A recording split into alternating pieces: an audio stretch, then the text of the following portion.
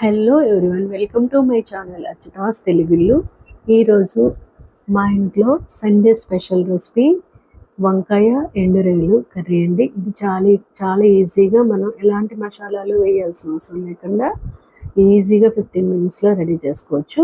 దానికోసం ముందుగా మనం ఎండు రొయ్యలను చక్కగా ఒక 5 to 6 టైమ్స్ మంచి వాటర్లో కడుక్కొని శుభ్రం చేసుకొని పక్కన పెట్టుకోవాలండి. నెక్స్ట్ దీని ప్రాసెస్లోకి వెళ్తే ముందుగా మనం ప్యాన్ పెట్టుకుని ప్యాన్లో చక్కగా ఒక 4-5 టీ స్పూన్ల ఆయిల్ వేసుకొని, దీనికోసం కొద్దిగా ఆయిల్ ఎక్కువే పడుతుందండి.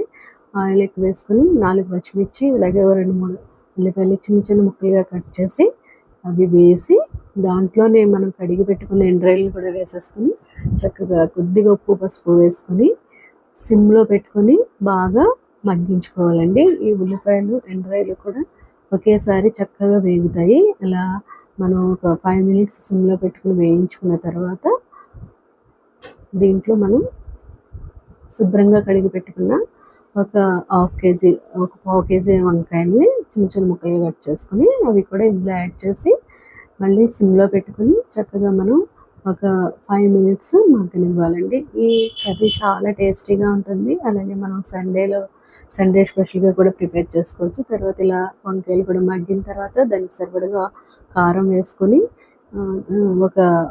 ఒక గ్లాసు వాటర్ పోసుకొని మగ్గించుకోవాలండి. దీంట్లో మనం తీసుకోవాల్సిన టిప్ ఏంటంటే, ఎండ్రాయిలు ఎండు చేపలు అలా డ్రై వాటిల్లో మనకి ఉప్పు తక్కువ పడుతుందండి. అందుకని ఉప్పు చెక్ చేసుకుని వేసుకోవాలి. మిగతా కర్రీస్లో వేసేదానికంటే చాలా తక్కువగా వేసుకొని మళ్ళీ కావాలంటే చెక్ చేసుకుని వేసుకోండి.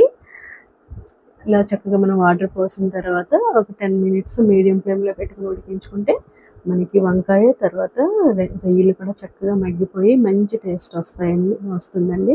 ఈ కర్రీ మన నాన్ వెజ్ చికెన్ మటన్ కర్రీస్కి ఏమాత్రం తీసుకోకుండా చాలా టేస్టీగా ఉంటుంది. తప్పనిసరిగా ట్రై చేయండి. అలాగే మీరు కొత్తిమీర ఉంటే లాస్ట్లో ఇలా దగ్గరికి అయిన తర్వాత కొత్తిమీర యాడ్ చేసుకోండి. ఇంట్లో కొత్తిమీర లేక నేను కరివేపాకు వేస్తున్నాను. Okay friends, like, share and subscribe my channel.